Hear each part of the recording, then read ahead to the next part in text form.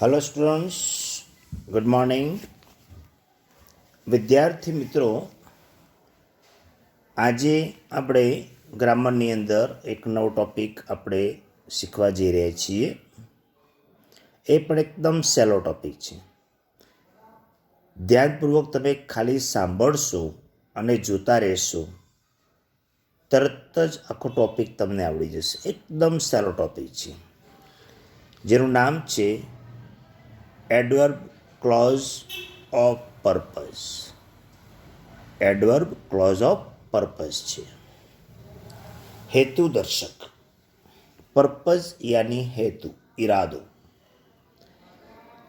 વિદ્યાર્થી મિત્રો, અહીંયા આપણે જે એડવર્બ ક્લોઝ ઓફ પર્પઝમાં યાની કે શોઈંગ પર્પઝમાં આપણે જે પોઈન્ટ શીખવાના છે એ આપણે એની ચર્ચા કરીશું. તો શોઈંગ પર્પઝમાં આપણે ફક્ત 5 પોઈન્ટ આપણે શીખવાના છે. એક છે ટુ, ત્યાર પછી બીજો છે વિથ અ વ્યૂ ટુ, ત્યાર પછી છે ઇન ઓર્ડર ટુ, અને ત્યાર પછી છે ઇન ઓર્ડર ધેટ, અને છેલ્લો પોઈન્ટ છે સો ધેટ. વિદ્યાર્થી મિત્રો, આપણે સો ધેટ અગાઉ પણ આપણે શીખ્યા છીએ, પણ એ આના કરતાં થોડુંક અલગ હતું.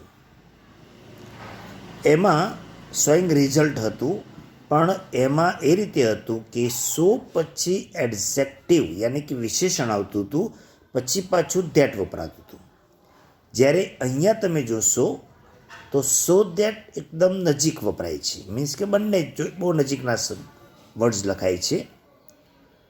તો આ જે છે આપણે 5 પોઈન્ટ આપણે શીખવાના છે. આ જે સો ધેટ છે એ શોઈંગ પર્પઝ બતાવે છે.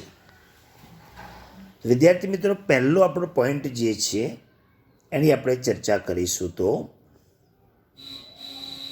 ટુ અને સાથે સાથે આપણે શીખી લઈએ બેટા વિથ અ વ્યૂ ટુ. બરાબર છે. ઉપરનું જે ટુ આપણને આપ્યું છે તે ના પછી હંમેશા મૂળ ક્રિયાપદ વપરાય છે. પહેલું જે મેં ટુ આપ્યું છે એની સાથે હંમેશા મૂળ ક્રિયાપદ વપરાય છે. જ્યારે બીજું જે છે વિથ અ વ્યૂ ટુ, જેનો અર્થ થાય છે બેટા ના હેતુથી ના ઈરાદાથી. તો વિદ્યાર્થી મિત્રો, એનો આપણે રૂલ્સ જોઈ લઈશું. આપણે બહુ સરસ રૂલ્સ છે, એકદમ સહેલો જ છે, કંઈ જ ખાસ તમને ડિફિકલ્ટી નહીં પડે. વિથ અ વ્યૂ ટુ પછી હંમેશા મૂળ ક્રિયાપદને આઈએનજી પ્રત્યે લાગે છે. આટલું યાદ રાખીશું, ફક્ત યાદ રાખીશું બેટા. વિથ અ વ્યૂ ટુ પછી હંમેશા જે મૂળ ક્રિયાપદ હોય એને આપણે આઈએનજી લગાવવાનો છે. આટલું જ આપણે યાદ રાખવાનું છે. બરાબર છે. તો હવે આપણે આ પોઈન્ટ આપણે શીખ્યા છીએ, એનો નિયમ આપણે શીખ્યા છીએ. તો હવે આપણે એનું એક એક્ઝામ્પલ સમજીશું. તો અહીંયા આપણે એક્ઝામ્પલ જે આપેલું છે એમાં આપેલું છે many people go abroad to earn more money. Many people go abroad to earn more money. તો બેટા અહીંયા આપણે જોઈએ છીએ કે ટુ પછી બેટા અર્ન ક્રિયાપદ છે, એમાં કોઈ ફેરફારની આવશ્યક નથી, અવકાશ નથી. ટુ અર્ન મોર મની, આટલું વાક્ય આપણે કમ્પ્લીટ કરીશું. હવે આના પરથી આપણે બીજું એક એક્ઝામ્પલ, એના ઉપરથી આપણે વિથ અ વ્યૂ ટુનો ઉપયોગ સમજીશું. આપણે એકદમ સહેલો જ છે બેટા, ફરીથી એકવાર કરાવી દઉં છું. વિથ અ વ્યૂ ટુ પછી હંમેશા મૂળ ક્રિયાપદને આઈએનજી પ્રત્યે લાગે છે. આટલું યાદ રાખીશું. એ પ્રમાણે પણ વાક્ય બનાવીશું. Many people go abroad. Example જોજો. Many people go abroad with view to, ધ્યાન આપી દેજો. પેલું ટુ હતું એ આપણે દૂર કરી એના બદલે વાપરીએ છીએ આપણે વિથ વ્યૂ ટુ. આપણા નિયમ પ્રમાણે ક્રિયાપદ છે અહીંયા અર્ન છે, એને આપણે લગાડવાનો છે ING. With a view to earning more money. તો વિદ્યાર્થી મિત્રો, આ રીતે આપણે વાક્ય કમ્પ્લીટ કરી શકીએ છીએ. પરીક્ષામાં તમને શોઈંગ પર્પઝ કહે છે, બરાબર છે, અને તમને એમસીક્યુમાં તો તમને 4 ઓપ્શન આપેલા હશે. તો વિદ્યાર્થી મિત્રો, પરીક્ષક હાથે કરીને ભૂલ કરે છે, એ આપણને અર્ન પણ આપશે વિથ અ વ્યૂ ટુ, પછી અર્નની પાછળ ઈડી પણ લગાડશે, બરાબર છે.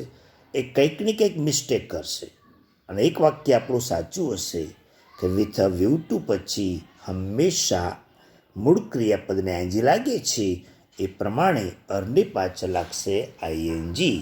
એ વાક્ય આપણું સાચું ગણાશે. આ યાદ રાખીશું, બરાબર છે વિદ્યાર્થી મિત્રો. તો ચલો ફરીથી આપણે વાક્ય જોઈ લઈએ. Many people go abroad with a view to earning more money. બરાબર છે. વિથ અ વ્યૂ ટુ પછી બધા મૂળ ક્રિયાપદને આપણે એનજી લગાડીએ છીએ. ચલો ત્યાર પછી આપણે બીજું વાક્ય લઈએ છીએ. તો Dhyani reads day and night. Dhyani reads day and night to score good marks in board exam. બરાબર છે. તો ધ્યાન આપજો, અહીંયા ખાસ કરીને ધ્યાની રાત દિવસ વાંચે છે to score good marks in board exam. બોર્ડની પરીક્ષામાં સારા ગુણ મેળવવાના હેતુથી. આ જ વાક્યમાં ટુ પછી બેટા આપણને સ્કોર આપ્યું છે. સ્કોર એક ક્રિયાપદ છે. હવે બેટા આ વાક્યની અંદર આપણે વિથ વ્યૂ ટુનો ઉપયોગ કરીશું, તમને સમજાશે. Dhyani reads day and night with view to score. જો ધ્યાન આપજો, સ્કોર SORE છે, એ નીકળી જશે, લાગશે ING. With a view to scoring good marks in board exam. વિદ્યાર્થી મિત્રો, ખ્યાલ આવી ગયો હશે તમને. સ્કોરની પાછળ આઈએનજી લાગે છે, એ દૂર થાય છે. વિથ અ વ્યૂ ટુ પછી સ્કોરને લાગે છે આઈએનજી. તો Dhyani reads day and night with a view to scoring good marks in board exam. વિદ્યાર્થી મિત્રો, તમને ખ્યાલ આવી ગયો હશે કે વિથ અ વ્યૂ ટુ પછી હંમેશા ક્રિયાપદને આઈએનજી લાગે છે. આ નિયમ યાદ રાખીશું. ચલો, પહેલો પોઈન્ટ આપણને ખ્યાલ આવી ગયો છે. હવે બીજા પોઈન્ટ તરફ આપણે જઈશું. તો ધ્યાન આપીશું બેટા. In order to. In order to એનો અર્થ થાય છે ના હેતુથી, ના ઈરાદાથી. અહીંયા પણ વિદ્યાર્થી મિત્રો તમે જુઓ તો નિયમ છે સરસ. ઇન ઓર્ડર ટુ પછી હંમેશા મૂળ ક્રિયાપદ વપરાય છે. ઇન ઓર્ડર ટુ પછી હંમેશા મૂળ ક્રિયાપદ વપરાય છે, તેમાં કોઈ ફેરફાર થતો નથી. બરાબર છે. તો ધ્યાન આપીશું. હવે એક્ઝામ્પલ પર જઈશું. તો many students go to America to get higher education. Many students go to America. ઘણા વિદ્યાર્થીઓ અમેરિકા જાય છે. to get higher education, ઉચ્ચ અભ્યાસ મેળવવા માટે. તો બેટા અહીંયા આપણે જોઈશું તો ટુ આપ્યું છે. હવે આપણે ઇન ઓર્ડર ટુનો ઉપયોગ કરીશું. તો many students go to America in order to get higher education. In order to get higher education. તો in order to પછી હંમેશા મૂળ ક્રિયાપદ વપરાય છે. તો આપણે ખ્યાલ આવી ગયો છે તમને. બીજું વાક્ય આપણે છે લઈએ બેટા. Ishita ran fast to win the race. Ishita ran fast to win the race. વાક્ય લઈશું બેટા. Ishita ran fast in order to win the race. એ સીતા રેસ જીતવાના ઈરાદાથી ખૂબ જ ઝડપી દોડી હતી. બરાબર છે. તો અહીંયા પણ વિદ્યાર્થી મિત્રો ખ્યાલ આવી ગયો છે. ઇન ઓર્ડર ટુ પછી હંમેશા મૂળ ક્રિયાપદ વપરાય છે. ઓકે, ચલો તો વિદ્યાર્થી મિત્રો હવે જે આપણે વિથ અ વ્યૂ ટુનો પોઈન્ટ શીખ્યા, આપણે ઇન ઓર્ડર ટુનો પોઈન્ટ શીખ્યા. પહેલો તો બેટા વિથ અ વ્યૂ ટુ પછી હંમેશા મૂળ ક્રિયાપદને આઈએનજી લાગે છે. બીજા પોઈન્ટની અંદર આપણે જોયું તો ઇન ઓર્ડર ટુ પછી હંમેશા મૂળ ક્રિયાપદ આવે છે. આટલું યાદ રાખીશું. ચોક્કસ આપણને આ પોઈન્ટમાં ખબર પડી ગઈ હશે. હવે આગળના જે બે પોઈન્ટ છે ઇન ઓર્ડર ધેટ અને સો ધેટ જે છે એ આપણે નેક્સ્ટ લેક્ચરમાં જોઈશું બેટા. ચલો okay, thank you, bye bye.